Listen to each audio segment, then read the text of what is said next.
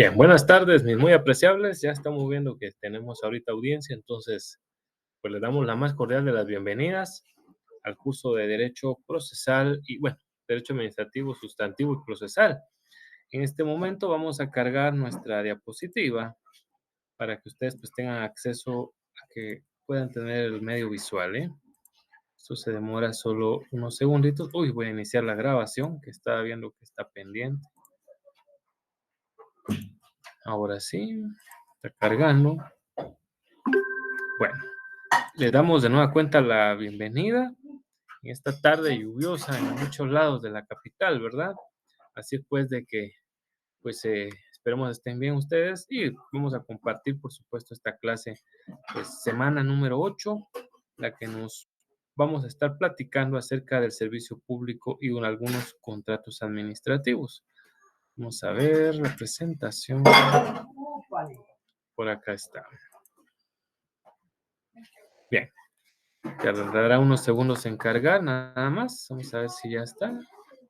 Ahí estamos. Entonces les decía que para esta semana número 8 vamos a tener a bien platicar acerca de lo que es el servicio público y con ello también vamos a ver algunas modalidades de contratos públicos. Quiero adelantarme un poquito a la semana 9 que primeramente Dios tendremos el próximo sábado. Vamos a ver en esa semana 9. Ahí tienen a su mano la ley de contrataciones del Estado. Vamos a ver algunas modalidades de contrataciones del Estado, haciendo ver de que dentro del programa no está incluido del todo ese tema. Pero este servidor considera que sí es de vital importancia que nosotros veamos esta circunstancia de las contrataciones del Estado para que así pues ustedes no se queden con ese vacío ahí, porque eso es muy importante que por lo menos sepamos la diferencia entre una cotización, una licitación, o bueno, recordemos pues, o cuando se vuelve compra directa, todo eso es importante que lo manejemos un poquito mejor, ¿verdad? Entonces, reitero, por eso la próxima semana vamos a estar viendo ese tipo de cuestiones, ahí lo tienen listo, o no sé si va a ser la semana 9 o la semana 10, pero de antemano vayan comprando su ley de contrataciones del Estado, por favor, porque así la vamos a usar. Bueno, servicio público, bueno, dice acá una breve definición que les tenemos a ustedes, la vamos a ir analizando, como ustedes ya me conocen, dice que es el que se brinda por el Estado, ¿verdad? Desde luego, el Estado es el primero que nos va a brindar un servicio público, es el mismo quien nos presta pues una serie de situaciones, a veces yo sé que no es la mejor, eh, sabemos de que no es el mejor servicio público, pero definitivamente pues es parte de lo que se tiene que brindar, ¿no? Un servicio del Estado como lo va a venir a ser, digamos, el propio transporte, la luz, el agua, etcétera, pues son una serie de cuestiones que, bueno, ya de la luz no hablemos mucho porque ahora está la empresa eléctrica y todo esto, pues que ya no es nacional, ¿verdad? Los servicios, disculpen, como el de telefonía, pues estábamos viendo nosotros que en el mismo sentido ya pues sabemos que no son específicamente del Estado. Pero bueno, dice que por este sentido se entiende que están directamente eh, bajo el control o regulación estatal, ¿verdad? También así es como vamos a identificar que ese es un servicio público cuando tiene ese control. Hay que decir que también que busca asegurarnos, dice acá, pues ciertas situaciones especiales como lo es el bien común. Se supone que pues eso es lo que principalmente nos brinda un servicio público, ¿no? Que haya un bien común como tal. Bueno, ¿qué criterios existen para verificar o determinar los servicios públicos? Vamos a analizarlos ahorita. El primero de ellos nos habla de un criterio eminentemente orgánico. A este también se le conoce con el nombre de criterio subjetivo.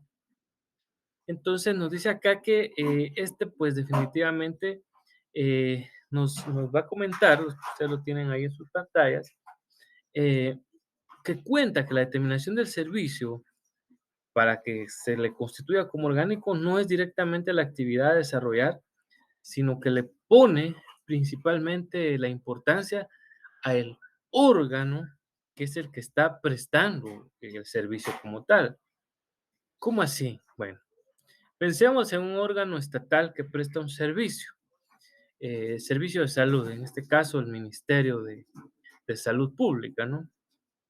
Para el criterio orgánico, el servicio lo cuenta a partir del órgano que lo presta.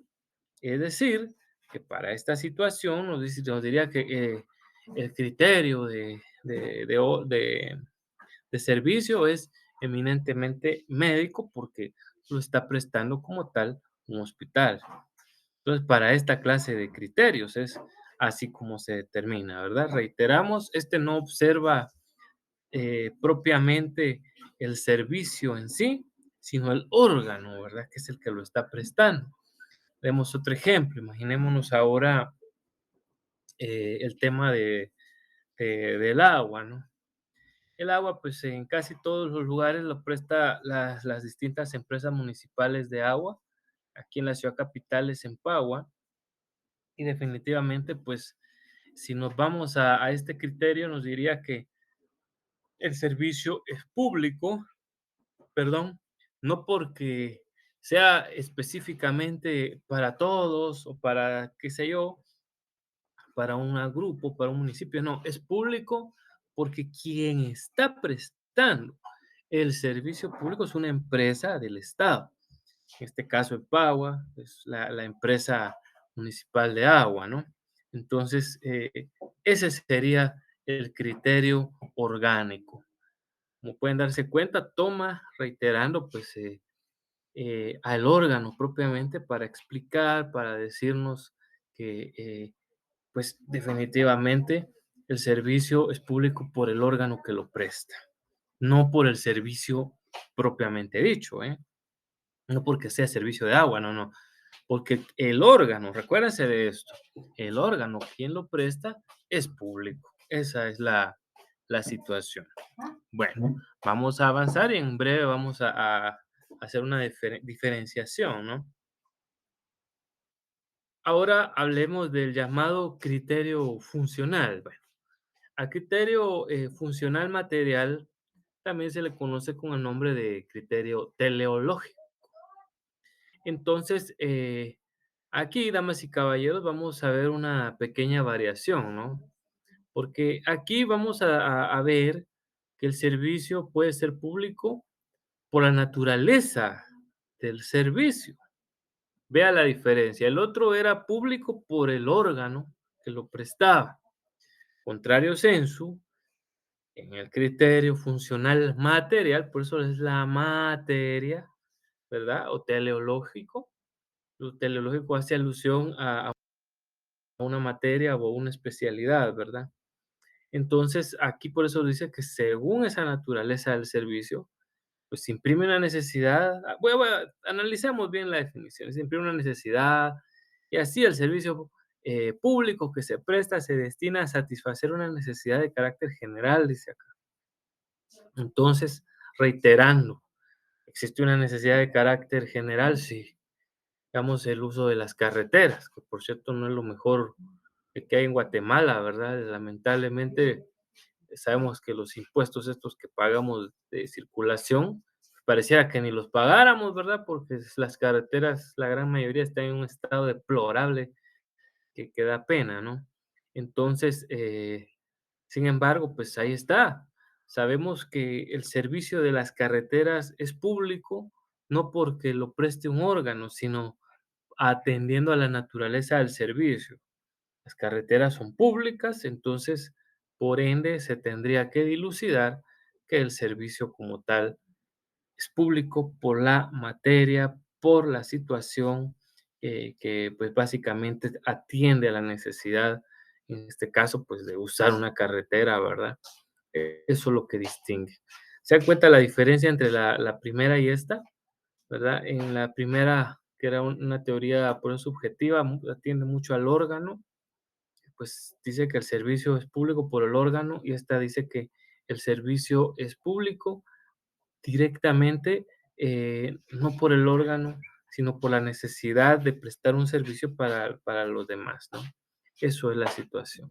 Por eso al final dice el fin que se persigue. ¿Cuál es el fin que se persigue? No hablemos solo del bien común, sino el fin que persigue el órgano, ¿no? En este caso, puede ser Covial, ¿no? Que es el encargado de verificar, junto con el Ministerio de Infraestructura, Vivienda y Caminos, todo esto, pues el encargado de echar mano y hacer lo que tenga que hacer para que las carreteras, pues al menos se mantengan operantes, ¿verdad? Aunque, pues, bueno, un poquito de tristeza, ¿verdad? Cuando hablamos de lo mal que está la red vial de nuestro país. Existe también un criterio que es jurídico, este y el que sigue, el legalista, se parecen mucho. Vamos a ver una breve diferencia entre ellos. Ahora, el criterio jurídico se basa principalmente en una situación. Nos dice que si el servicio, oigan bien, el servicio se encuentra regulado por un régimen jurídico, ¿m? Que obviamente por ser, para muchos tiene que ver con el derecho público, entonces resulta que se considera que el servicio que se presta pues es público. Reiterando que es gracias a que si se encuentra dentro de algún régimen jurídico especializado, pues entonces tomará a dicho servicio como público. Voy a dar un ejemplo de esto. Em, Actualmente todavía sigue siendo Maicon el que expide las licencias de conducir, ¿verdad? Entonces, siguen ellos con la situación, aunque reiteramos, según la normativa, realmente la ley de tránsito nos dice que el encargado de esto es el Departamento de Tránsito de la Policía Nacional Civil. Por cierto, el contrato que debió otorgarse para que se realizara, Maicon, el tema de la extensión de las licencias, realmente debió haber sido una concesión, pero hicieron una cosa bien rara ahí, que por cierto, pues a mí me llama la atención que, yo no sé si ahorita ya hicieron una concesión, pero el primer contrato que hubo, que hace unos años estaban con la huella de que, ay, que qué iban a hacer, que se iba a quedar Guatemala sin licencias y que qué sé yo, eh, no era una concesión, hicieron una especie de un contrato raro, o sea, mal las cosas, qué raro, y pues definitivamente, pues estaba eh, estaba el problema de que ya no se iba a continuar, que quién iba a ver esto, que la Policía Nacional Civil no tenía el equipo para extender licencias, etcétera. Estaba aquella situación, ¿no? El caso es de que existe un régimen jurídico que nos dice que, y pónganle atención acá donde decimos que hay una entidad que es la encargada de prestar el servicio público de la emisión de licencias, pero ¿no? Pasó a una empresa privada como lo es Maicon, y pues ahora esta es la que realiza como tal dicha situación. ¿Ese servicio de emisión de licencias es público? Piénsenlo de un par de segundos. Para quienes dijeron que sí, están enfocándose seguramente en el criterio jurídico, ¿verdad? Vean ahorita cómo lo ponemos. Se enfocan en el criterio jurídico. ¿Por qué? Porque hay un régimen que dice que sí es público ese servicio. ¿Eh? Entonces, resulta que para el criterio jurídico sí es un servicio público el tema de la emisión de licencias. De hecho, según el criterio, eh, también si vemos el anterior, ¿verdad? El criterio funcional y material, también diríamos que lo toma como una parte definitiva de derecho público, de servicio público, perdón. De tanto usar la palabra esta, ya se me está trabando la lengua. Hay que decir algo más. En este segundo, siempre dentro de este párrafo que ustedes están viendo, nos dice que además, dice, ¿verdad? Porque el derecho especializado va a asegurar que el servicio público se preste de manera regular. Entonces, este es, llamémoslo así, la parte que complementa para que determinemos que no solo va a ser un servicio de categoría pública solo porque está en algún régimen jurídico descrito, en alguna norma especial por ahí del derecho público, sino porque también resulta que está normado, está regulado como debe de ser. Es decir, no es Maicon el que se saca de la bolsa o de donde sea el decir que la licencia de conducir por lo menos se extiende por mínimo de un año. No es Maicon, hay una normativa que regula esto. Hay una normativa que dice que si, pues así como su servidor, que tiene un problema con su ojo derecho, con el que casi no veo nada, yo no puedo tener una licencia de carácter profesional, una licencia A. Ya una vez tuve licencia B, no sé ni por qué tenía licencia B. Y después cuando pues con un examen de la vista se da cuenta que tengo un problema en el ojo derecho, eh, definitivamente pues me la bajan a la C y ahí vamos. Eso está normado, ¿eh? Entonces es parte de la regulación que estamos ahorita verificando. Y eso no solo es para mí. Pero es que parece injusto, parece que viola derechos. No, no, es que tiene sentido, ¿no? Tiene mucho sentido con el respeto de las personas no videntes. Obviamente, una persona no vidente no podría conducir, ¿verdad? Entonces, no porque solo sea sentido común, no, no, por la seguridad de la misma persona que obviamente no puede ver y la seguridad del resto. Entonces, eso está igualmente normado, se regula y también, por supuesto, lo más importante, no solo está normada esa parte, sino que dicho servicio es continuo, ¿verdad? No solo es, bueno, se extienden licencias de enero a junio y nada más. No, no, no. Tiene que estar abierto pues para todo el mundo, para que hombres, mujeres e incluso adolescentes, ustedes lo saben, pues puedan también optar en algún momento determinado a una licencia de conducir. Entonces, el criterio jurídico lo observa desde esta perspectiva, lo pone desde el ámbito de decir si de alguna forma u otra existe un régimen jurídico especializado, por eso hablé mucho de la normativa de tránsito, porque es norma especial, es una situación pues que no es derecho común nada más, ¿no? Pues por eso les ponía yo ahorita dicho ejemplo. Entonces, el criterio jurídico es de esta forma que determina que un servicio es público, por estas circunstancias de que existe un régimen jurídico especializado, porque además está regulado y hay una continuidad en el servicio, pues para todo el mundo. Eso es lo que nos hace la explicación final del criterio jurídico. Luego tenemos el criterio legalista. El criterio legalista, pues aquí nos dice, usted se da cuenta, mucho más escueta la definición, que es del criterio de pensar que el servicio es público porque así lo determina la ley. Y usted dirá, bueno, ¿y qué diferencia hay entre el anterior y este? Bueno, el anterior, de una forma muy somera, nos menciona eh, con que exista un régimen jurídico. No nos habla literalmente de que esté en la ley. Voy a dar ahorita un ejemplo.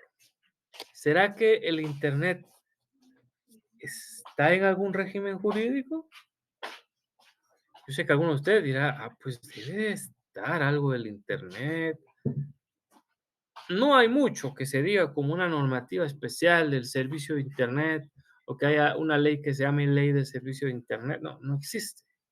Si usted la busca, no existe. ¿Eh? Entonces, según el criterio jurídico, pero como hay algo normado que dice que es un servicio que se debe prestar por un mes de forma regular y continua, si el usuario paga, pues según el criterio jurídico, diría que el Internet es un servicio público, según el criterio jurídico. Pero según el criterio legalista, no.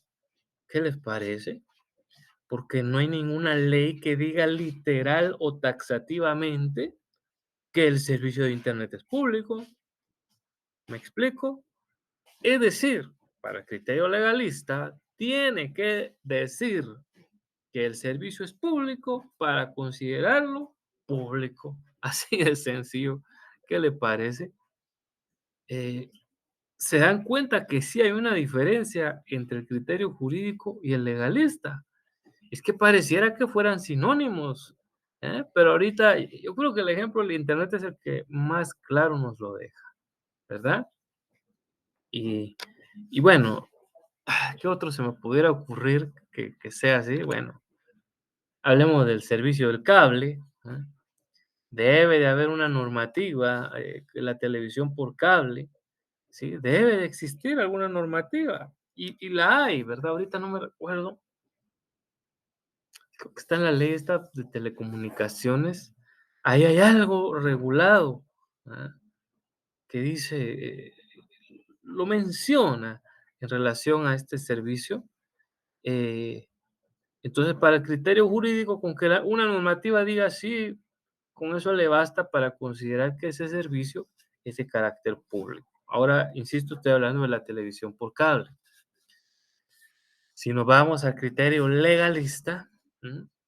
Diría, este nos exigiría, bueno, ¿dónde está la ley que diga que el servicio del cable es un servicio público? ¿En dónde está? Pues no, no existe. Entonces no.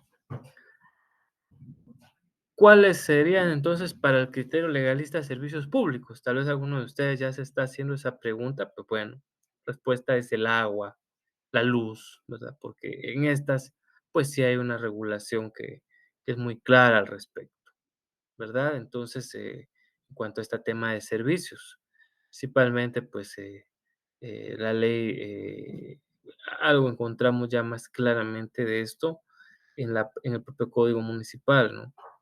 Eh, Hablemos de la salud, de la educación, porque creo que es el único que no había tocado, ¿no? La educación.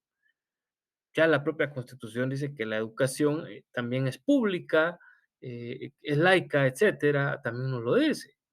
Asimismo, ahorita hablamos de educación, mencionamos la educación superior, pues ustedes están en una universidad privada, pero para el criterio jurídico, como sí está normado en los consejos superiores eh, de universidades privadas, para este criterio jurídico, se diría que el servicio de educación superior pues es público para el criterio jurídico porque está normado, pero para el criterio legalista no. Para el criterio legalista, el único servicio público de educación superior lo presta la Universidad de San Carlos de Guatemala.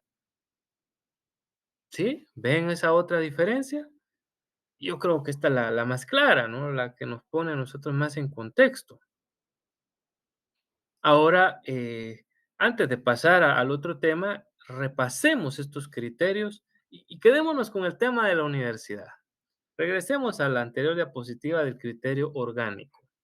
Recuerda que el criterio orgánico nos decía que el servicio es público por el órgano que lo presta. Hablemos de la educación superior que se ofrece en Universidad Rural de Guatemala. Según el criterio orgánico, no sería un servicio público, porque el órgano que lo está prestando es una entidad, es una universidad privada. Entonces, para el criterio orgánico, esta educación superior de Universidad Rural de Guatemala no es un servicio público. Cambiemos de cassette. Para el criterio funcional material o teleológico, resulta que aquí atiende al servicio, acuérdese, y al satisfacer la necesidad. Me pregunto, ¿Universidad Rural está satisfaciendo una necesidad pública? Sí, la está satisfaciendo, porque se requiere educación superior. Entonces, para el criterio funcional, mire qué interesante. El servicio que presta la universidad rural sí es público, para el criterio funcional. Ahora, para el criterio jurídico. Este va casi que de la mano con el funcional, ¿no? Aquí, pero aquí no se basa por la necesidad o el servicio, ¿no? Aquí se basa, recordémonos, porque está regulado en alguna norma especial. Y sí hay una normativa acerca de universidades privadas. Está el Consejo Superior de Universidades Privadas, perdón, de todas las universidades privadas, ¿no? También la propia universidad rural tiene su propia normativa. Entonces, mis muy apreciables, para el criterio jurídico, ¿mm? Nos diría que el servicio de educación superior que presta la U rural sí es público para el criterio jurídico, porque hay una norma al respecto. Ahora, para el criterio legalista, pues diría no, el servicio que presta universidad rural no es público, porque no lo dice la ley. Así de simple. ¿Qué les parece? Entonces, hemos visto cómo juegan los 4 criterios con base a los servicios, en este caso, el de educación superior. Bueno, avancemos. ¿Qué características, tienen los servicios públicos como tal? Bueno, primero, nos dice que hay una generalidad. ¿Cómo así? El servicio público se presta, pues, a todos, para todo, quien quiera, se le puede prestar ese servicio. Hablemos de la educación pública. Eh, Algunos que pasamos alguna vez por alguna escuelita, pues se nos prestó la educación y definitivamente, pues no se le podía negar a un niño que estudiara en una escuelita, ¿verdad? No se le debe negar a ningún niño que estudie en una escuela. Es que ya no hay cupo, esa es otra cosa, pero, pero porque ya no caben, entonces le van a decir, pero mire, vaya a la otra escuela, que está ahí sí, muy bien. Llama la atención, por cierto, que hay muchas escuelas que ahora están bastante abandonadas. Pues, no solo estamos hablando en el sentido material propiamente, sino que ya no tienen tantos alumnos. Mucha gente pues se esfuerza mejor por pagar educación privada para sus hijos, ¿no? O nos esforzamos, porque hemos visto que algo ha pasado con el sistema educativo, ¿verdad? Público en Guatemala. Usted, maestro del sector público, haga su mejor esfuerzo. Mi primera profesión es ser maestro. Yo antes que ser abogado y sacar cualquier especialidad en la U, que fue posterior a graduarme, pues obviamente, pues soy maestro y hay que dar uno lo mejor que puede, ¿eh? No, no solo hacer las cosas con, ahí a ver si aprende, ¿no? Hay que echarle ganas. Entonces, esa generalidad es para prestarlo de forma global a todos. Tenemos, la característica de igualdad, por supuesto, ¿verdad? Es un servicio, quedándonos siempre con el servicio de educación, pues, para todos. En el interior del país es increíble que todavía pueden haber mentes, absurdas que dirán: "Es que las niñas ya no, hasta sexto primaria". Ese pensamiento, absurdo de que reflejaban solo ignorancia para Guatemala, pues es triste, ¿verdad? Porque por mucho tiempo ha estado, y digo estado porque puede que aún hayan personas que lo conciban así. Ojalá que no, porque los servicios públicos como la educación va para niñas y niños, ¿eh? Ahí no hay distinción. Luego nos habla de la regularidad, pero no se refiere a una regularidad que que nos hable de que sea continuo, no, no, no. Se refiere esa regularidad a que se encuentra regulado. En este caso, pues hay una ley de educación nacional, no solo la Constitución Política de la República lo menciona, sino que hay una ley de educación nacional que definitivamente pues nos refiere qué es la educación pública, quiénes son quienes la prestan, qué es la educación privada también, pero la regularidad como característica se refiere a que está regulado. Ahí se acuerdan, ¿eh? No vayan a confundir los términos. Luego tenemos la continuidad, ahí sí, miren, ahí sí. Aquí se refiere a que el servicio que se presta, como es el caso de la educación, pues se realiza sin interrupciones. Es decir, bueno, y nos pasa. empieza uno a estudiar su primaria, todos nos recordaremos cuando empezamos la primaria, de bueno, algunos, disculpe,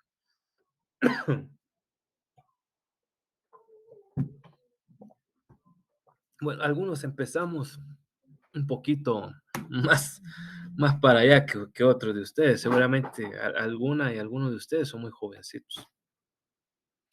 Pues el tema es de que, cursaron una educación primaria sin interrupciones. Bueno, usted dirá: "Ah, no, porque cuando habían paros", no hablamos de ese tipo de interrupción. Nos referimos a que uno empezaba a estudiar en enero y seguía hasta octubre, ¿verdad? Terminaba el ciclo escolar y si ganaba, nítido, y si perdía, pues a repetir. Y creo que ya los niños ya ni repiten, ¿eh? Hay quienes dirían: "Ay, es que eso era cruel", es que no, es que eso ayudaba definitivamente, eh, a muchas personas. Por eso me da cuenta en la universidad que habían quienes no se siempre querían estar buscando oportunidades y oportunidades, y resulta que en las universidades, cuando uno gana, gana, y si pierde, pues se acabó, perdió. Y es que así es la vida, ¿no? Pero, la educación se presta así, ¿no? Sin que haya una interrupción de que, bueno, llegamos a primero primaria, pero esperémonos. Tal vez dentro de 2 meses vamos a ver si seguimos, ¿no? Se termina el ciclo escolar y usted gana o aprueba. Así de sencillo, a eso se refiere esta característica de continuidad que tenemos en nuestras pantallas. Luego, en el numeral 5 hablamos de la obligatoriedad, de obligarse, a eso se refiere, ¿no? Y es que el Estado se encuentra obligado a prestar el servicio de educación. No hay para otra, tiene que haber ese servicio de educación. Qué triste sería si no hubiera educación pública. Máximo porque, pues, hablando de recursos, ¿no? Si uno no tiene los medios económicos para estudiar en un lugar privado, pues, tiene que usar eh, los instrumentos públicos, no instrumentos, sino más bien, en este caso, los recursos públicos como tal. ¿Y saben qué? El Estado está obligado a prestarlo, no porque alguien diga: "Ah, pero es que él tiene su plata, esos papás tan agarrados que son, meten a sus hijos a las escuelas, pero, eh, ellos podrían pagar un colegio, pero pues, el Estado tiene que prestar, está obligado a prestar el servicio público, así de simple. No porque, él o ella puede pagarle un colegio, no se le va a dar educación pública. Es una falacia, o es, mejor dicho, una situación espuria o falsa si nosotros pensamos que sí es. El servicio es de esa categoría y listo, no hay para otra, ¿eh? Entonces, pues, ahí lo tienen ustedes en consideración. Ahora hablemos de las clases de servicio. Ahorita vimos las características y luego, pues, entramos a ver, pues, las clases de servicio público. Resulta que vamos a encontrar que hay servicios, esto ustedes lo pueden ir anotando, porque vamos a ir dando ejemplos. Servicios con poder, ¿mm? ¿Cómo así? O sea, sí, en el cual, pues, se está ejerciendo por parte del Estado, perdón, algún poder, se está ejerciendo alguna potestad por parte del Estado. Hablemos del servicio de justicia, que es algo que pues también ese es súper público, ¿verdad? Ahí sí no se le puede delegar jamás a lo privado. Entonces, ahí vemos nosotros un servicio público con poder. La justicia como tal es un servicio que presta el Estado, que es así, que administra el Estado como tal y tiene poder, porque lo que decide pues se tiene que hacer. Lo que dice un juez, yo no lo puedo estar poniendo en tela de duda, que lo puedo impugnar, sí, pero una vez ya lo impugné y se me declaró sin lugar, está firme y tengo que acatarlo, no hay para otra. Y a las órdenes judiciales, mientras no sean redargüidas de alguna nulidad o qué sé yo, no podemos nosotros catalogarlas como ilegales. Entonces, vemos un tema ahí de un servicio con poder. Hablemos ahora de los que son sin poder. Bueno, la misma palabra lo dice, es un servicio que se presta en el que no se está quedando manifiesta el poder o alguna facultad que tenga el Estado sobre nosotros. Un ejemplo podría ser el servicio de transporte público. Todos creo que hemos abordado un bendito Transmetro. Entonces, es un servicio que se presta sin poder, ¿verdad? No es la voluntad de una entidad, se presta ya. Luego están los servicios llamados obligatorios y los servicios llamados facultativos. Bueno, un servicio obligatorio de carácter público es aquel que presta el Estado, óiganlo bien, de forma obligada. Hablemos otra vez de la educación. La educación es obligatoria del Estado. Ahí no hay de otra. Definitivamente, es una obligación del Estado, pues, que exista educación pública para los ciudadanos no, que los ciudadanos son de 18 años, para los nacionales e incluso extranjeros, ¿por qué no decirlo? Entonces, es una obligatoriedad. Servicios que porque son necesarios, son de carácter obligatorio. Y luego está los servicios de carácter facultativo. Bueno, se me viene a la mente cuando hace un tiempo yo también estuve como asesor ahí en el registro de prestadores de servicios de certificación. ¿Quiénes dirán qué? Sí, asesor jurídico por ahí de esa entidad del Ministerio de Economía. Y les voy a decir, los prestadores de servicios de certificación, bueno, son quienes prestan lo que es la firma electrónica avanzada. Eso es un servicio de carácter facultativo. Muy poco se ha explotado en Guatemala el tema de la firma electrónica. Para quienes no la conocen, eso es una cuestión muy importante que ayudaría en mucho y agilizaría bastante al país, porque imagínense personas que tengan que firmar documentos y que, ay, pero es que como se acaba de ir allá a Chimaltenango, viene hasta mañana, pues alguien podría firmar desde su teléfono, ¿verdad? Un documento electrónico y queda en el ciberespacio grabado, encriptado. Y lo bonito de los documentos esos electrónicos con firma electrónica avanzada es que déjenme contarles que una vez le insertaron la firma, ya no se le puede hacer un solo cambio, porque la firma se arranca del documento. Es tecnología de punta, es lo máximo, pues. En otros países es bien común. Guatemala, pues, solo seguiremos creyendo, ay, se pueden falsificar, ¿no? Fíjese que esa es tecnología que no ha podido ser vulnerada en el mundo.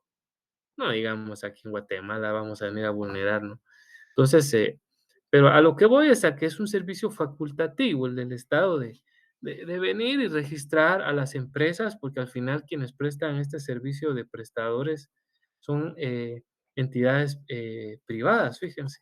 Entonces, quienes quieran prestarlo, lo prestan, es facultativo. Eso no es obligatorio, ¿verdad? Y quienes no quieren, pues no se les puede obligar, ¿verdad? Entonces ahí vemos nosotros que un servicio como el de certificación es de carácter facultativo. Están también los servicios considerados permanentes, es decir, que están siempre y se deben de prestar en todo momento, como es la luz, ¿no? Ya el ser humano ya no podemos vivir sin luz eléctrica. El agua, uff, no digamos, con la luz todavía le hacemos ganas y ahí estamos, ¿verdad? Pero ya sin agua, uff, nos morimos, ¿verdad? Entonces, los permanentes son esos que tienen que estar siempre, sí o sí, como tal, ¿verdad? Los no permanentes, que son esa clase de servicios que, eh, pues, de alguna forma u otra pueden ser de forma intermitente, como cuáles, pues bueno, se me ocurre a mí ahorita decirle, bueno, o no necesariamente la palabra es intermitente, sino que tiene lapsos o algo así.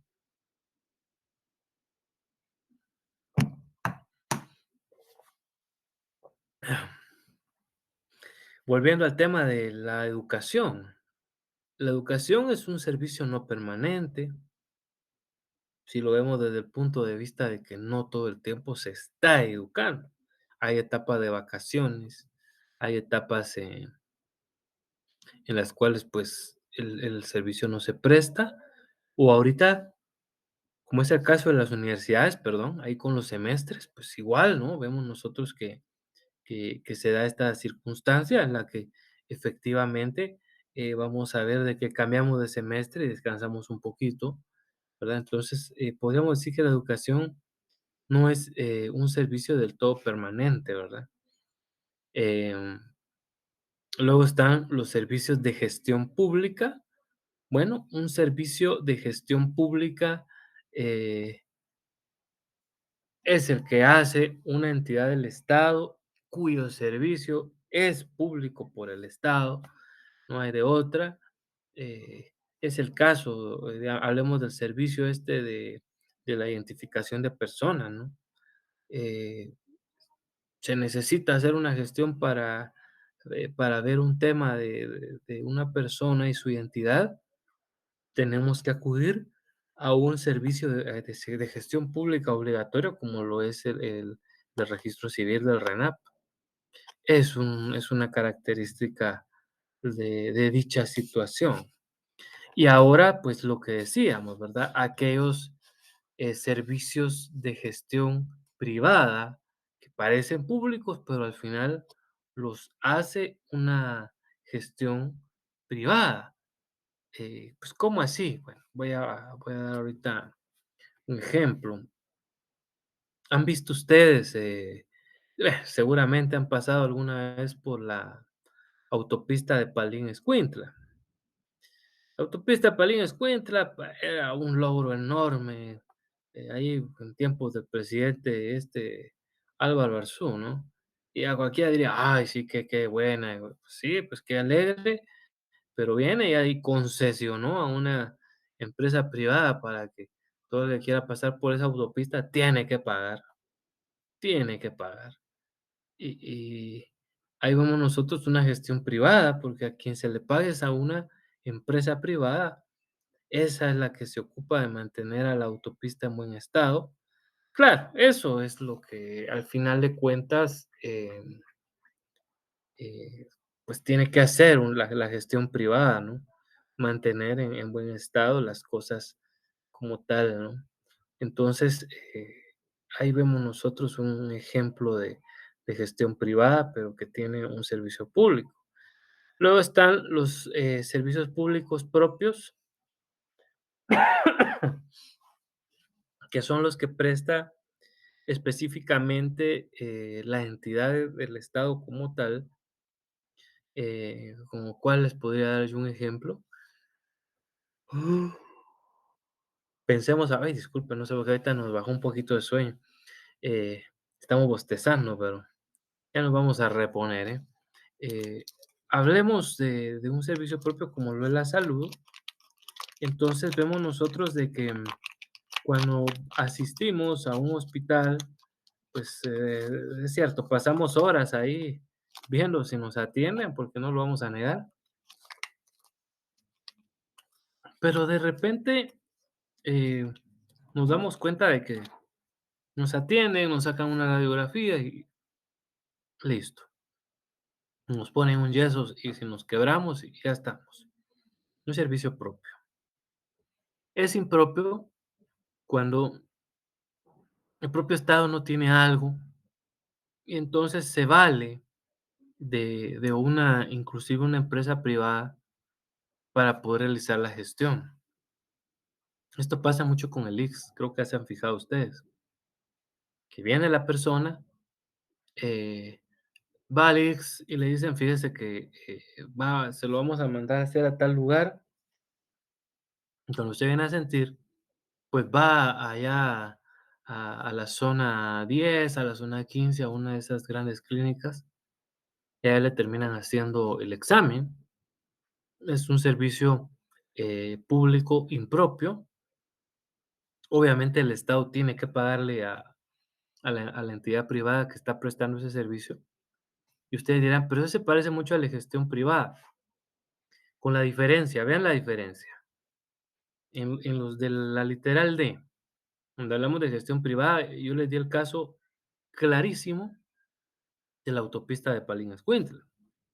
¿A quién se le paga por pasar? Pues a la empresa, y la empresa comparte esas ganancias, le da un poquito al Estado y ya se queda con el resto, ¿no?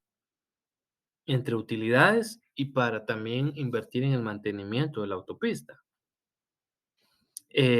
Por un lado, vemos que hay un pago directo. En cambio, cuando el servicio es impropio, vemos nosotros que aquí no es que haya un pago, no, no. Yo me fui a hacer un examen a la zona 10 de parte del ICS y no me cobraron, porque eso lo paga el ICS, ¿verdad? Pero como él no tiene las herramientas, entonces lo que hace es que le pide el auxilio a una entidad privada y después, obviamente, es el ICS el que paga, no yo. Vean la diferencia, ¿verdad?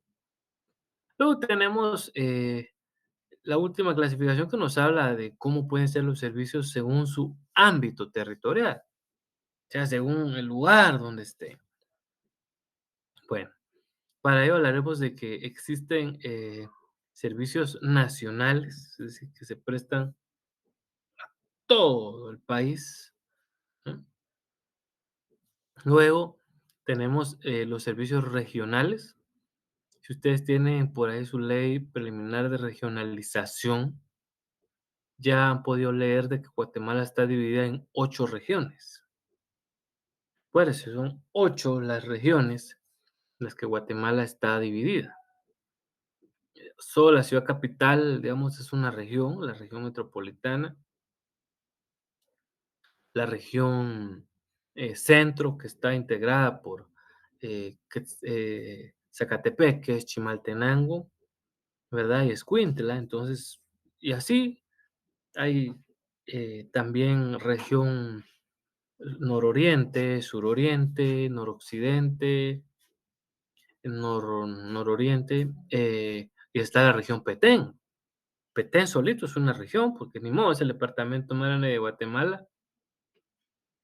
Petén, pues es casi el 40% del territorio nacional, imagínense, es un departamento bastante grande.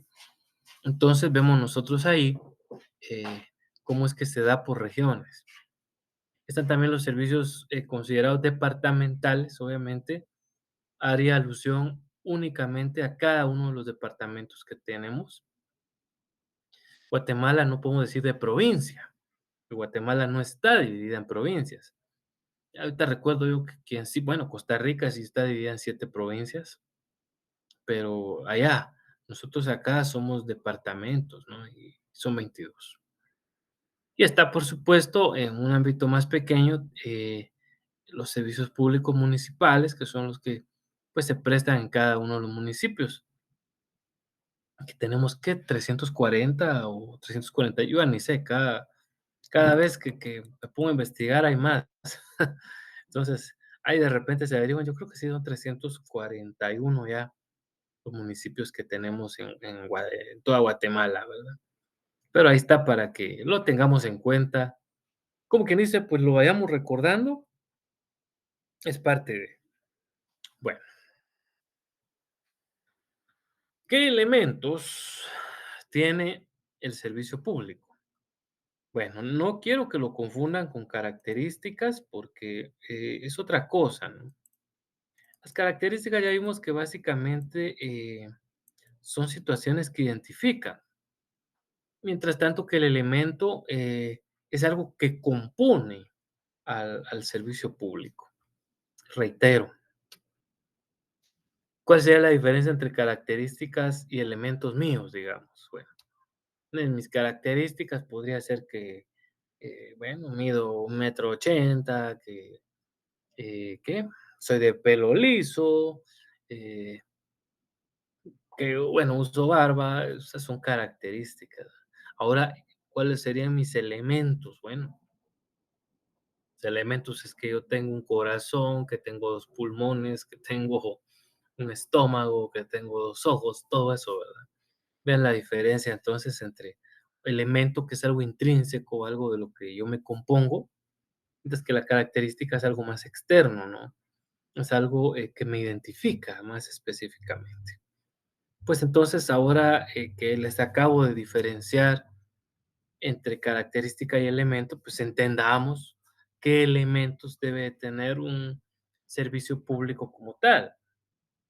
Bueno, el primer elemento, muy sencillo, nos habla de el fin del servicio público. O sea, ¿qué pretende ese servicio público?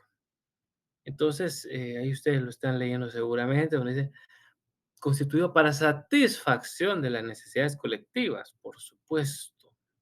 Eso es el elemento que debe de integrar siempre el servicio público.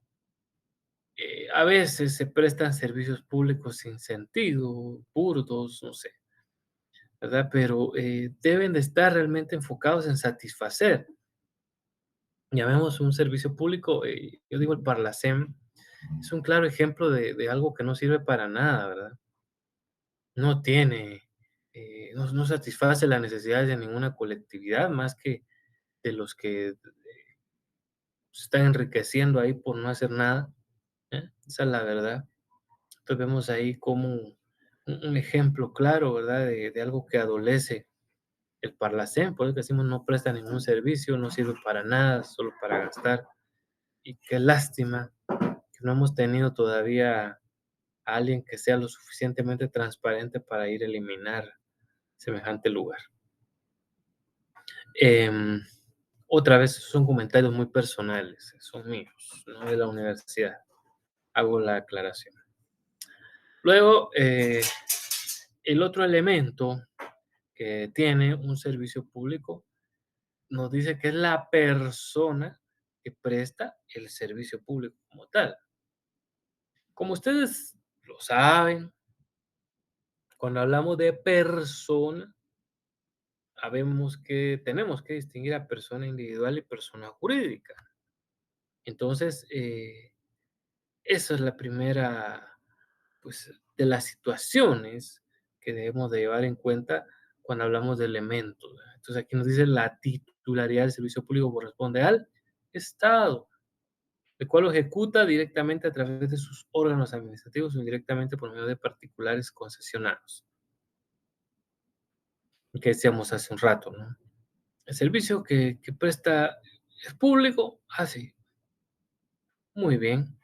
Entonces, usted presta un servicio público, pero usted resulta que no es persona del Estado, no, pero sí presta un servicio público.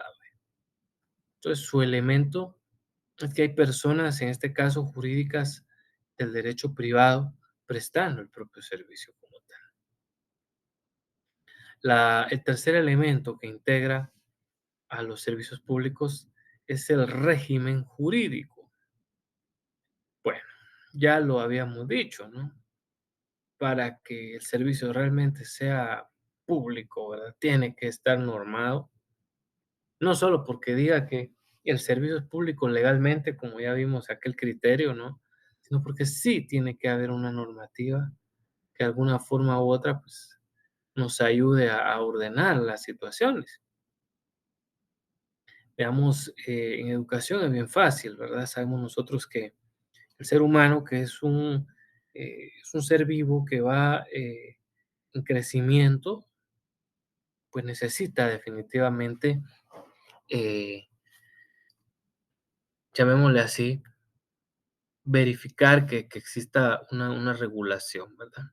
Entonces, el régimen que regula esa situación definitivamente es algo importante, es algo vital y es un elemento que, por supuesto, perdón, va a llevar el servicio público como tal. Bueno, avancemos ahora. Hemos terminado ya esa primera parte, mis muy apreciables. En esta primera parte, pues hablamos del servicio público hasta que nos cansamos.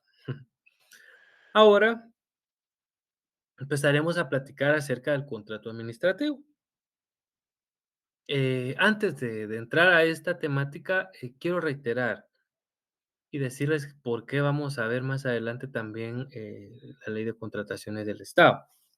Es necesario, ¿verdad? Que nosotros veamos esa normativa porque obviamente como abogados necesitamos entender y verificar cuándo un concurso es una cosa y cuándo se vuelve otra. Entonces, ahorita vamos a empezar a ver las nociones del contrato administrativo, sin entrar todavía a profundizar en la ley esta, que por eso les digo, si no la vemos la siguiente semana será para la otra, pero sí, por favor, pues tengan a la mano su ley de contrataciones del Estado y la compran por ahí. Bueno, dice acá, tenemos que entender primero una definición de lo que es contrato y cómo esto pues se vuelve un contrato administrativo. Aquí tenemos una definición que nos dice que es una declaración de voluntad bilateral ujú, del Estado a través de sus órganos centralizados o entidades autónomas y descentralizadas, con una persona individual o colectiva, dice, privada o pública, con el compromiso del primero de pagar honorarios por la actividad, por el servicio que le presta el contratante.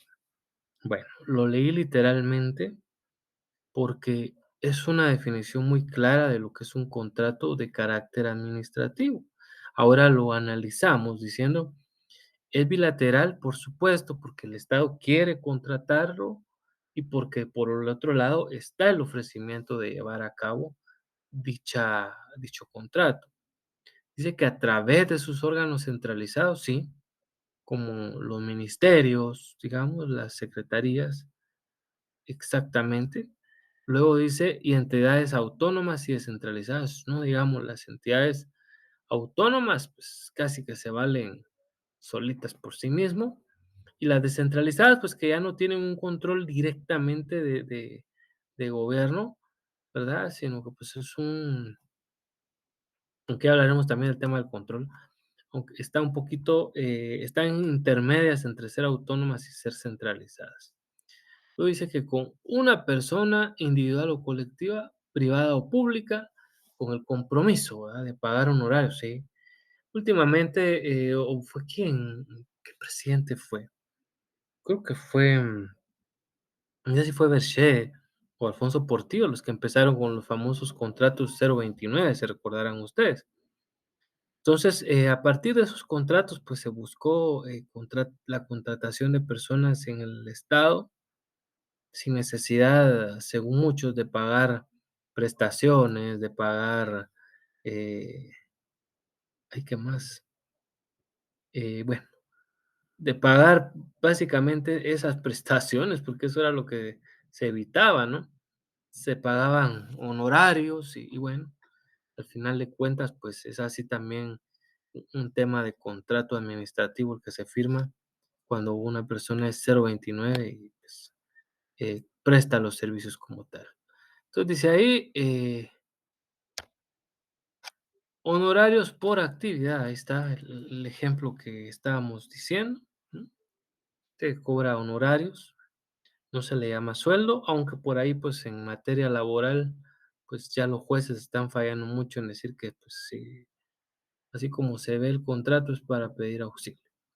Bueno, ¿qué características, damas y caballeros, tiene el contrato administrativo? Bueno, primero, diferenciemos. Ya hace un rato vimos características, pero del servicio público.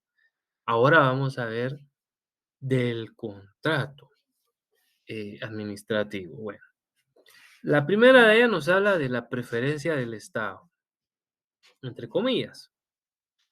Se supone que la empresa, entidad o lo que sea que vaya a contratar con el Estado o la persona, pues debe entender que existe una preferencia siempre del Estado por personas, por circunstancias, por lo que esté sucediendo.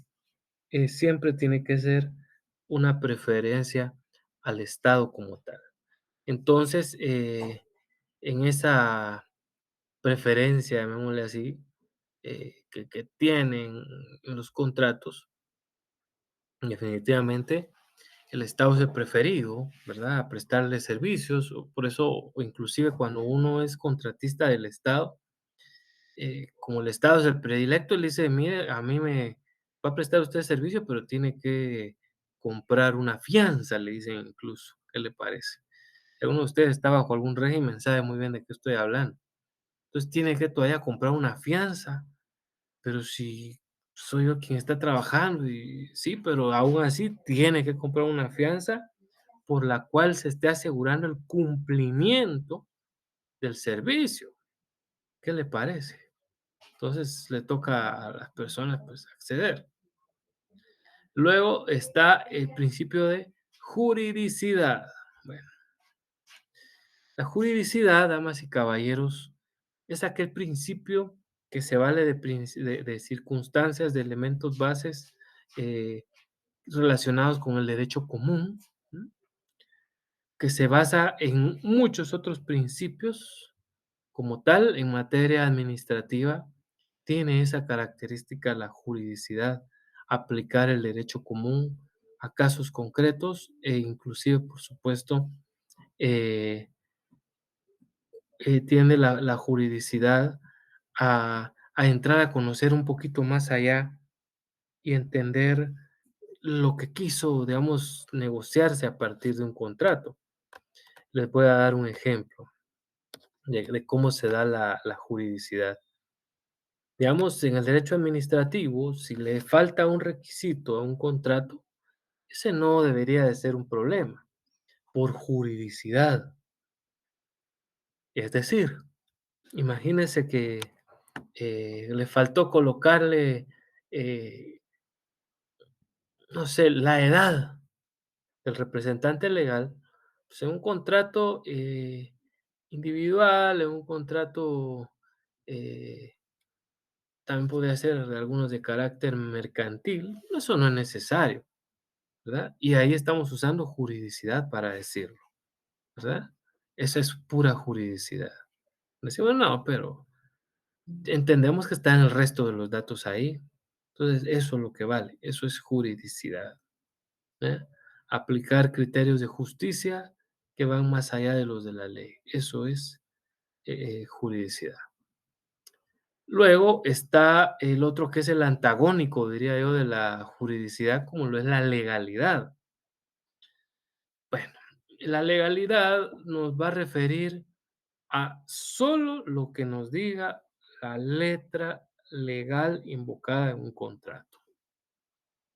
Por eso, cuando buscamos el principio de legalidad, pues nos vamos a aferrar a decir que un contrato es legal porque principalmente se basó en derecho, porque no tiene cosas fuera de sentido.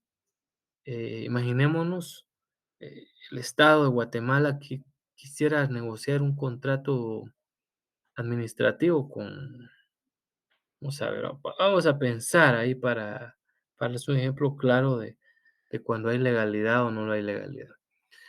Se recordarán ustedes que hace un tiempo vino un barco aquí a Guatemala que quería practicar abortos gratis.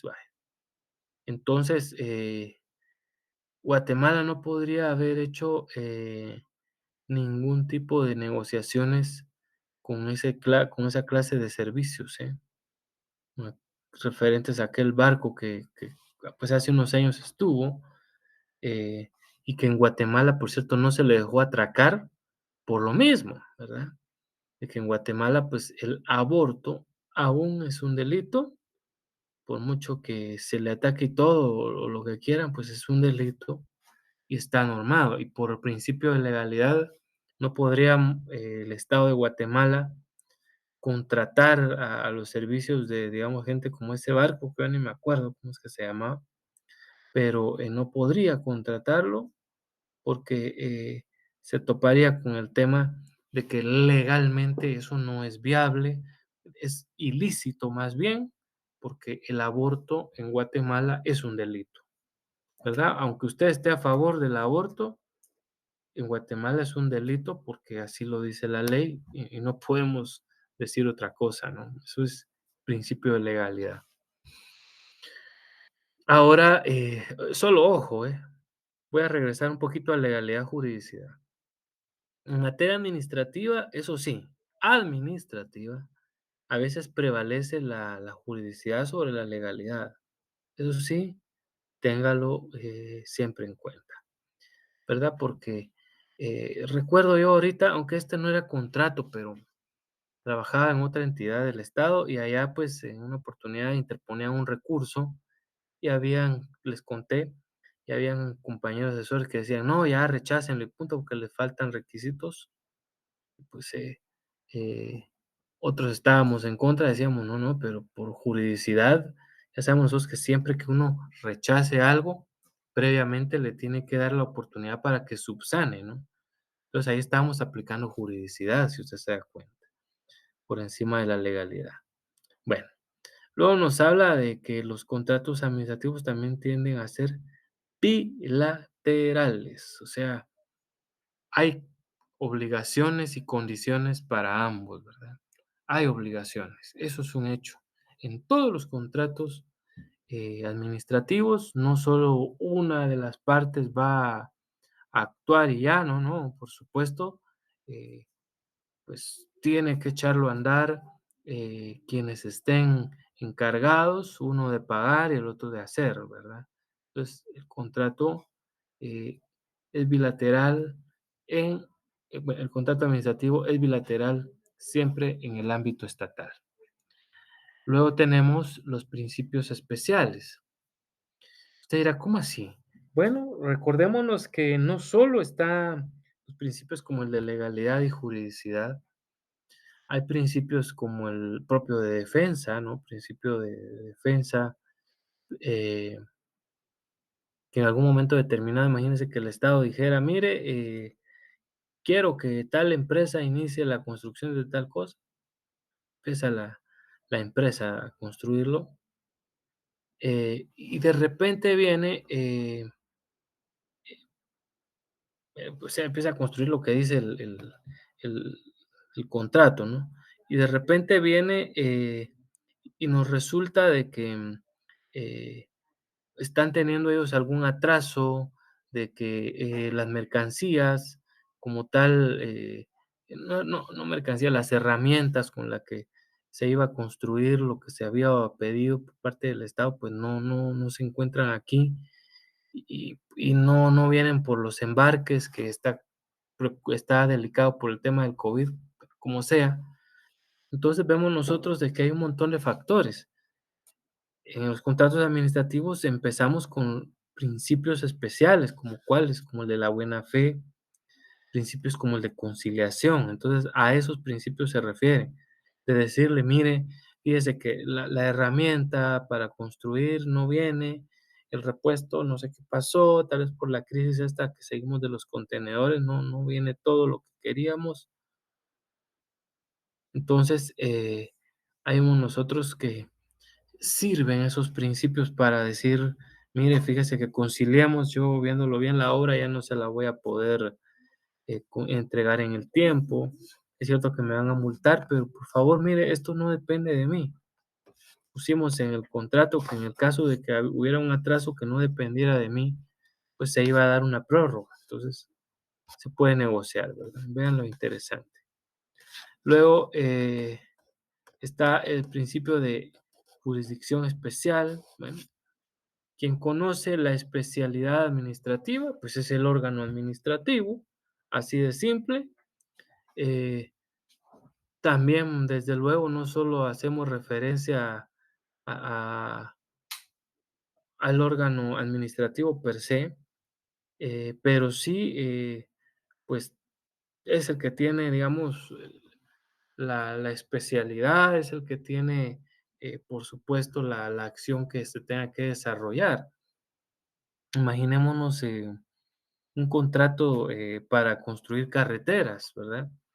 Entonces, en este va a haber una jurisdicción especial, va a establecerse desde luego, eh, que dicho contrato, pues, lo hará o se celebrará con el Ministerio de Comunicaciones, ¿verdad? Entonces, hay una jurisdicción especial, también por el tema de que si ahí se determinó todo en lo administrativo, También el contrato puede ser sometido a criterio de los órganos judiciales, es decir, a un tribunal de lo contencioso administrativo.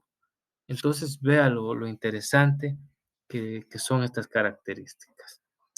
Bueno, ¿qué elementos tiene un contrato administrativo? Hace un rato hablábamos de los elementos que tenía el servicio, ¿no? Ahora entremos a conocer los elementos del contrato administrativo. Perdón, el primero de ellos nos dice que son los sujetos. Dice que en esta clase de contratos, pues siempre van a haber por lo menos dos partes, ¿no? Uno de ellos el Estado y, por supuesto, la otra parte que puede ser una entidad privada, eh, ya sea una persona individual o persona jurídica la que va a celebrar como tal esta situación de un contrato, ¿verdad? Entonces, el primer elemento es que siempre van a haber sujetos, ¿verdad? Y el sujeto es el Estado y una persona individual o jurídica que puede ser desde luego del derecho privado o bien incluso del derecho internacional, porque no solamente es a nivel privado, ¿verdad? También existe del derecho internacional. Luego, el otro elemento que lleva un contrato administrativo es la manifestación de la voluntad. ¿La voluntad de quiénes? Pues bueno, volvemos a decir, la voluntad del Estado, ¿verdad? De querer que, digamos, una empresa sea quien construya un tramo de carretera, entonces ahí está su voluntad, ¿verdad? Eso es lo que el Estado espera al finalizar pues el tema del contrato, de que haya ahí una carretera en muy, pero que muy buenas condiciones. Entonces, damas y caballeros, eso es, vemos el tema de la manifestación. Y la otra parte, ¿no? También la empresa que se hará cargo, pues está de acuerdo con que por el precio que está cobrando a entregar, pues lo que se le está pidiendo. Entonces, aquí vemos nosotros cómo se da este rol de los sujetos, como un elemento, perdón, ya no estábamos hablando de los sujetos, míreme a mí, de la manifestación de voluntad, perdón, de los sujetos, ¿verdad? Y dice que esta manifestación de voluntad, esto es bien importante, debe ser expresa, ¿verdad? Ya eso de voluntario está de más, porque es obvio, ¿no? La manifestación de la voluntad, vamos a quitar eso ahí voluntaria, porque hay un error ahí, eso es un pleonasmo, ¿verdad? Donde dice, la manifestación de la voluntad debe ser expresa. ¿Cómo así que expresa? O sea, tiene que quedar consignado en alguna parte, en el contrato, que es lo que definitivamente el Estado quiere hacer. Inclusive, pues se le hayan delegado funciones a tal entidad estatal para que efectivamente pues se haga externa la voluntad del Estado. Luego nos habla del contenido. Bueno, ¿qué contiene un contrato administrativo? Bueno, el contenido puede ser variado, por supuesto, dependiendo de la entidad estatal. Así vamos a ver que puede haber una variación muy grande en lo que se refiere a lo que va a llevar el contrato. Lo cierto es que los hechos que van a estar contenidos dentro de él tienen que tener estas características, miren, de ser lícitos, es decir, perfectamente legales. El Estado de Guatemala no puede contratar a una entidad para realizar una función ilegal, no puede, ¿verdad? El contenido es lícito. La otra situación es que dentro del contrato lo que se busca es algo cierto, ¿verdad? Es decir, está como una circunstancia posible. Imaginémonos, yo me pregunto ahorita que vino hace poquito el presidente de la FIFA a Guatemala, este Gianni Infantino, Él decía, bueno, Guatemala necesita un estadio, pues, y de veras que sí, bueno, Guatemala necesita un montón de cosas, entre esas un estadio, ¿verdad? Por supuesto, no nos caería nada mal. Y si dijera, bueno, pues hagamos un contrato administrativo para construir un estadio, ¿es lícito construir un estadio? Sí, la respuesta es que sí, no es algo ilegal. Es más, en la década de los 60, según este, de los 50 a los 60, se construyeron la mayoría de estadios que hoy en día existen en Guatemala. Entonces, una época en la que qué casualidad que sí había dinero para construir estadios y carreteras y hospitales, ¿verdad? Y ahora ya no alcanza el dinero para nada de eso. Qué raro. Bueno, el hecho es de que es lícito la construcción de un estadio. Es cierto, hablamos de si fuera el contenido, está muy cierto de que Guatemala podría construir un estadio, sí. Y el otro elemento es que esté determinado, o sea, muy claramente de que el estadio tiene que ser de 2 niveles, que tiene que tener techo de este lado, que qué sé yo. Muy bien determinado, debe de quedar dentro del contrato cómo es que se quiere lo que se está pretendiendo, pues en este caso construir, ¿verdad? Entonces tiene que ser algo lícito, cierto y determinado. Eh, Todo esto, damas y caballeros, nos habla de que eh, esta situación cierta, lícita y determinada va relacionada con la gestión patrimonial, ni más ni menos que pues tiene el Estado como tal, ¿verdad? Entonces, un estadio se constituirá en patrimonio del Estado, así de sencillo, no solo eh, de unos cuantos, no, no, no, es patrimonio del Estado como tal. De repente por ahí también es que no muy se construyen cosas bonitas como esa, ¿eh? Luego nos habla de la forma. ¿Cómo es que normalmente se redacta un contrato de carácter administrativo? Bueno, pues los contratos administrativos obviamente siempre serán escritos. Ahora, lo que yo sí pienso que puede cambiar a un mediano plazo es de que se estén quedando escritos en papel, porque ya no estamos para eso, mis muy apreciables. Ya hay medios electrónicos, ¿verdad? Que fácilmente pueden suplir al papel. Es más, se pueden conservar hasta de mejor forma, no se arrugan, no se los comen los ratones, no se enmohecen, así de sencillo. Entonces, en algún momento determinado, pues podrá ser que hayan contratos electrónicos, ya hay en varias partes del mundo. Ustedes mismas y ustedes mismos ya han celebrado más de algún contrato electrónico, ¿saben? Cuando ustedes estaban instalando su, ay, ¿cómo se llama esto? Su impresora a su computadora, seguramente vieron que decía, acepta los términos y condiciones de bla, bla, bla, bla, bla. Y usted le dio, acepto.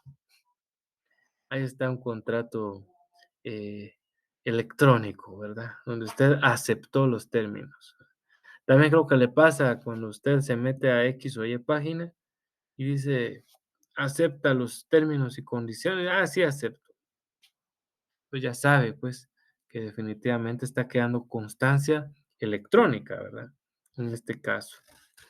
Eh, los contratos notariales no necesariamente tienen que ser redactados por nosotros los notarios. Los puede redactar cualquier persona y celebrarse, pues, entre las partes sin que exista la mediación de un notario. Así de simple. ¿Qué le parece? Entonces, no se necesita, ¿verdad? Que ay, hay que contratar a un notario para hacer un contrato administrativo. No, no se necesita.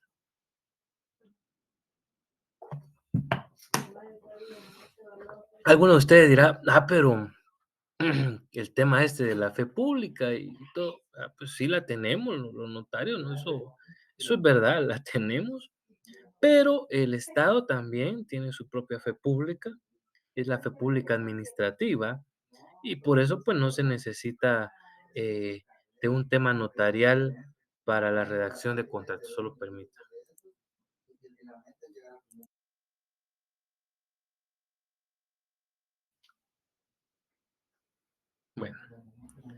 Ahí estamos. Entonces, volviendo acá, la intervención notarial no es necesaria en ningún contrato administrativo. Y si queremos, pues ahí está. El Estado también tiene su propio notario, ¿no? Es el escribano de gobierno.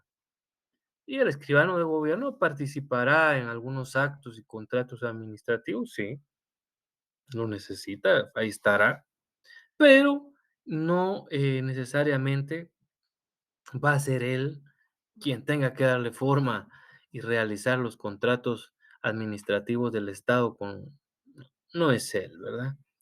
Pero, pues, ahí está, y cuando se le requiere, pues, se le llama y nada más. Y por último, permítame, ya no avanzamos aquí. Ahí estamos. Y por último, hablamos de algunos tipos de contratos administrativos. Ojo, no estamos hablando todavía de los tipos, óigalo bien, estos son tipos de contratos administrativos. No estamos hablando de la forma de realizar concursos y contratos en la administración pública como tal, no, no, no. Aquí hay alguna variedad de contratos que son los que vamos a mencionar. Y en las posteriores clases, pues, vamos a platicar específicamente, pues, de ya directamente de, digamos, qué es una licitación, el régimen de contrataciones del Estado, de cómo el Estado contrata. Ahora aquí hablaremos del nombre específico de ciertos contratos, ¿eh? Eso para que lo tengan ustedes en cuenta de que no es lo mismo, ¿verdad? Entonces, entremos a conocer algunos tipos de contratos administrativos, los más simbólicos, los más importantes. Primer punto, tenemos al tema de la concesión administrativa. Esa palabra de concesión, yo siempre cuando he dado clases se la digo a los estudiantes, ¿a qué les suena la palabra concesión? Y la mayoría me refiere al famoso verbo infinitivo conceder, ¿verdad? Que el verbo conceder nos refiere a cuando alguien cede o brinda sus funciones a alguien más. Pues por ahí va el tema de la concesión administrativa, porque lo que se pretende con ella es que se autorice o se le otorgue, ¿verdad? Eh, un poder o una función del sector público a la iniciativa privada. Entonces, eso es, damas y caballeros, una concesión, repito, ¿verdad? Cuando se autoriza por parte del Estado ¿ah? A un ente de la iniciativa privada la realización de un servicio o inclusive, como bien está escrito ahí en la diapositiva que tienen ustedes enfrente, dice con el fin de explotar un bien, así es. Ay, esta ley de reservas naturales tiene un pequeño apartado ahí donde nos habla de las concesiones. Digamos, hay áreas naturales que se le pueden dar en concesión a X o Y persona jurídica con el afán de que la explote en el buen sentido de la palabra, o sea, no solo vaya a depredar el patrimonio que ya, mire, gracias a Dios, Guatemala ha estado lloviendo, digo, este invierno ha sido muy lluvioso, pero porque todavía nos quedan árboles y hay cierta humedad en el ambiente, entonces el ciclo todavía eh, se está dando, ¿no? Pero a la gran hay lugares donde la sequía es brutal y de plano, si no hay suelos, no hay humedad, ¿cómo se va a dar?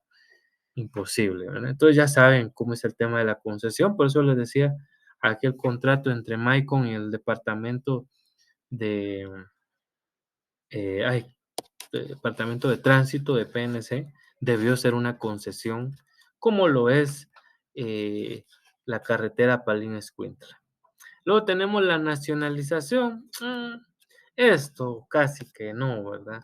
Se habla de nacionalizar cuando previamente una entidad que prestaba un servicio público, pues se le vendió a un particular y ahora pues se pretende que vuelva a ser propiedad directamente del Estado.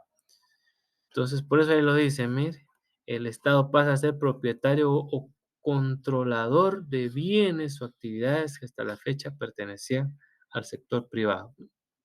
Eso es la nacionalización. Guatemala muy lejos de nacionalizar algún día algún servicio, muy lejos. Luego tenemos la privatización, que tiene varias características complicadas, ¿verdad? Porque por un lado es muy buena el tema de privatizar, el Estado, así como sucedió con Guatel. Guatel viene, vendió todo en tiempo de Álvaro Arzú, vendió Guatel y pues qué bueno porque surgieron un montón de empresas ahí, la telefonía celular se puso barata. Sí. Lo malo fue que el Estado dejó de tener una empresa que le dejó de proveer dinero, ¿verdad? Eso fue lo malo. Entonces vea la tristeza de la privatización.